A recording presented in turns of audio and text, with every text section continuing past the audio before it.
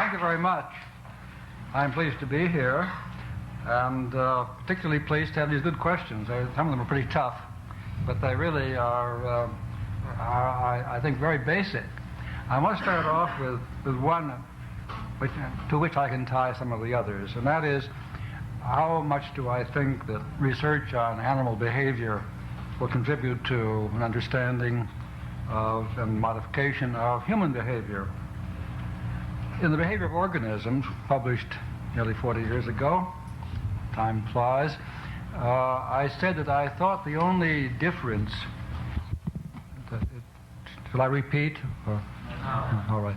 I thought that the only difference that I expected to see between animals and what I used to call men, people, was in the field of verbal behavior. And I still think that's true. I got around to doing a book on verbal behavior 20 years later, published in 1957. But that doesn't simply mean that animals suddenly start talking and that's all there is to it. The essential thing is that once verbal behavior became possible, and I think that was due to an evolutionary process that brought the vocal musculature under what I would call operant control, call it voluntary control if you like. Up to that point it had been associated with instinctive cries and so on. But once that became possible to put it crudely, to use speech to be effective, to produce results, then you could have a culture emerge in which people began to ask each other, what are you doing, why are you doing that? In other words, they began to set up the conditions that led people to look at their own behavior and look at themselves and their own bodily processes when they were behaving. I regard consciousness, awareness, as a social product. I can't imagine how the individual would ever become a conscious individual unless there were other people to provide the contingencies that lead him or her to ask questions of that nature. Many people have said, well, how does the behavior deal with the unconscious? Well, that's easy. All behavior begins as unconscious behavior, but some of it becomes conscious when you look at it, analyze it, look at the external conditions under which this behavior occurs, look at the states of your body with which you are in contact. These you call your feelings, your states of mind, and you are then able to talk about these things. Now, a very large part of a culture which makes it so helpful and enables the individual to do so much more as a member of a culture than would be possible as a single individual has to do with making use of the experience of other people. You give someone advice. Now, what does that mean? You yourself have been in contact with some situation, and by describing what you do and the results you get, another person can avoid all of the exploratory behavior which led to that discovery. For example, if you just arrived in Miami, you might find a good restaurant through a process of just going and eating here, here, here, and here until finally you find one which happens to be the kind of restaurant you like. But if you know someone who knows your tastes, that person can say, if you like good Italian food, go to Luigi's. I don't know whether there is a Luigi, so I'm not really puffing anybody up here. That sentence contains two things. One, a description of behavior, go to a restaurant, and another one, some kind of reference to a reinforcing consequence. Go to that restaurant and you will get a good Italian meal. Now, once that has happened, you don't need to bother going all over Miami till you find a good Italian restaurant. And that's a very useful thing.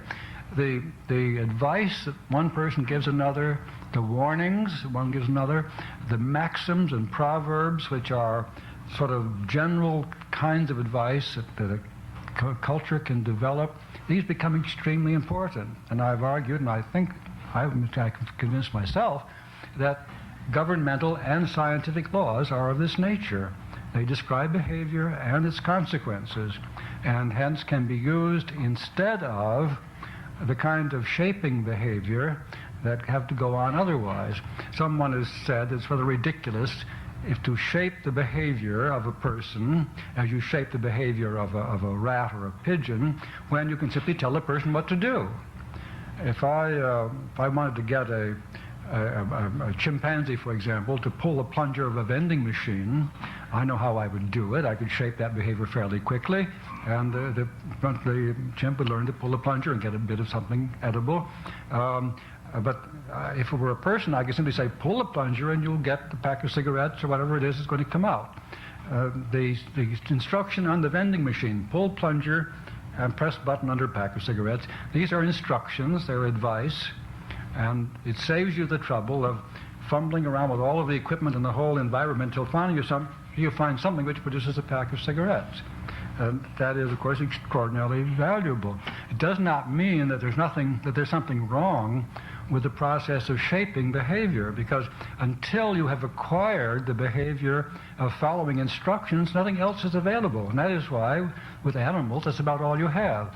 You can teach animals an imitative repertoire, so you can teach a new response by giving an imitative model. It's very difficult to do, but you do it.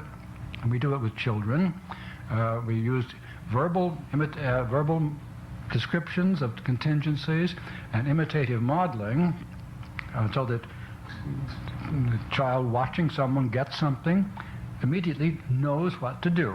But that doesn't come free. It's only after the child has learned to imitate that is possible, so that you don't avoid the essential shaping process in the first place.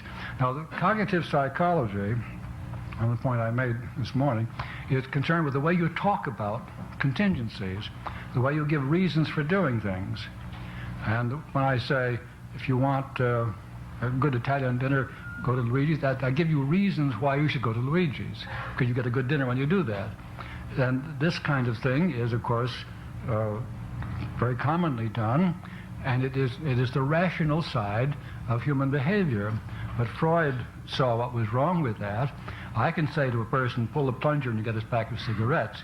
But supposing this person is ruining himself gambling, and I say to him, okay, Tim, I can give you some very good advice, stop gambling. That's that. I'll give you reasons for stop gambling. If you stop gambling, you won't lose money. So you stop. Yes, but you don't. You see, the contingencies are more powerful there than the reasons. Now, the reasons are descriptions of the contingencies, but you don't have reasons to follow the reasons. And so you go right on gambling.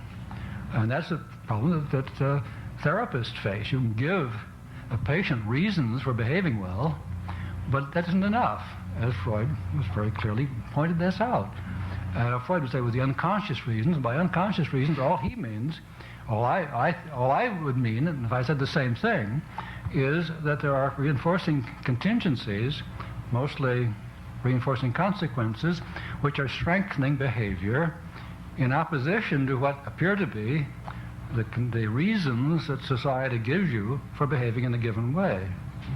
As you know that if you want to get along better with your wife, you should stop nagging, or should stop complaining, stop this, that, and so on. All right. Those are reasons, and probably they're correct. On the other hand, it's terribly reinforcing to you to find that she's wrong in this and complain about this and complain about that and so on, so that is what you do. There are reinforcing consequences to determine the behavior. The reasons given aren't enough. And I think the main problem really in therapy, it seems to me one of the problems in face-to-face therapy with just not a psychotic but with a neurotic person, is to find the contingencies of reinforcement, which are the troublemaking effects, so that good reasons, which are descriptions of better contingencies, can actually work.